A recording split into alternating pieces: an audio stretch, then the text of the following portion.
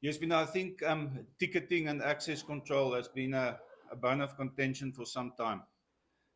Everyone sitting here is fully aware of all the challenges that that venues face, not only stadium management at our venues, all across the country. Now, we did an extensive exercise since in mid October last year, and specifically in November, December, we also appointed an international expert to assess what's going on at the venues, to assess the operational plans. From an operational perspective, we've made a couple of changes, but that is not the reason for it today.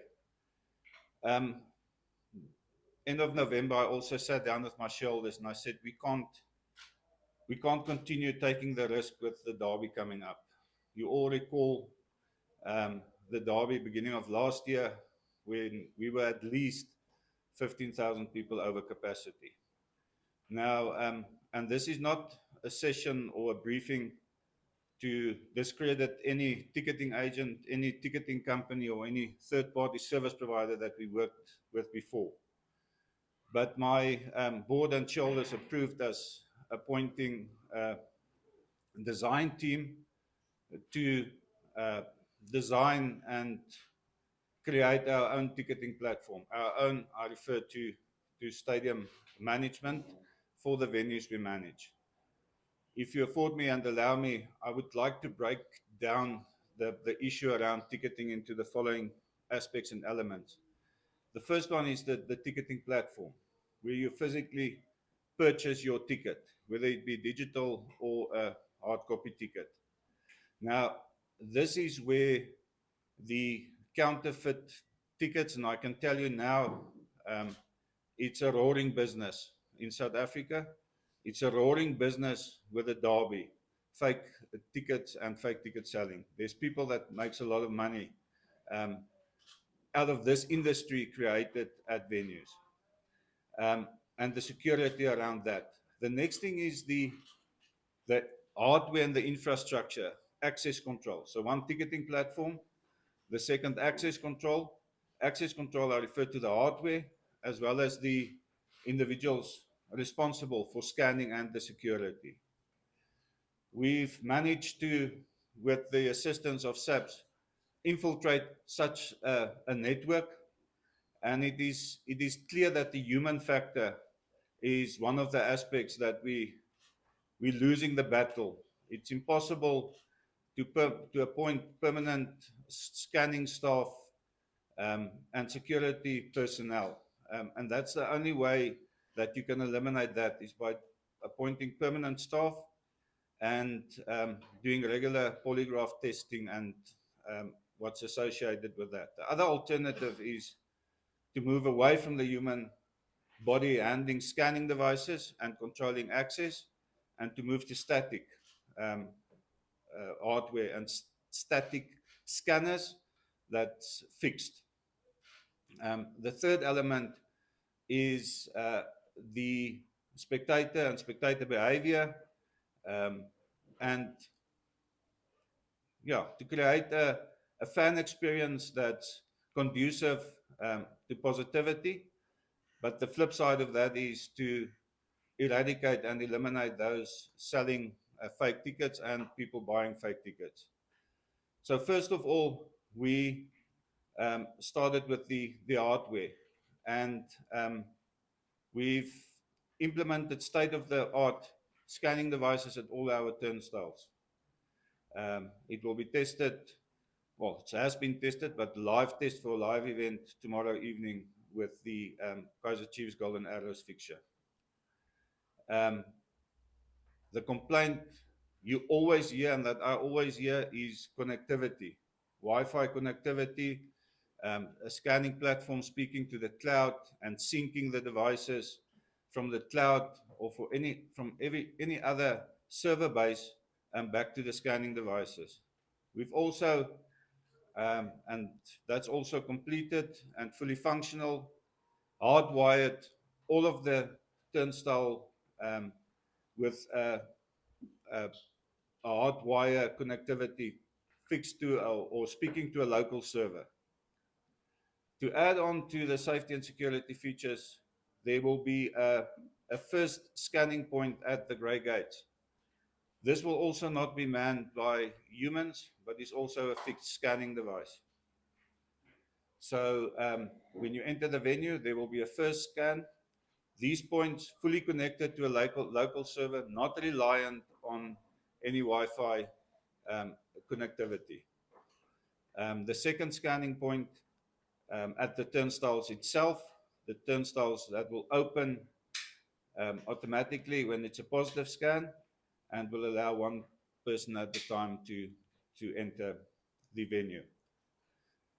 The next thing is the platform, and we've learned a lot of lessons over the last 2 years. And I know you need to be at your sharp end, because this syndicates and crooks, they also ahead of technology. So they're going to test whatever you implement. And that's the reason why I've got a designated team in my office at the moment, and they will remain there. We've permanently signed a service level agreement with this entity, and we're going to update and deal with any challenges on a day-to-day and, if need be, on an hour-to-hour basis. The platform has got certain security features, and it will be good to hear the feedback after tomorrow.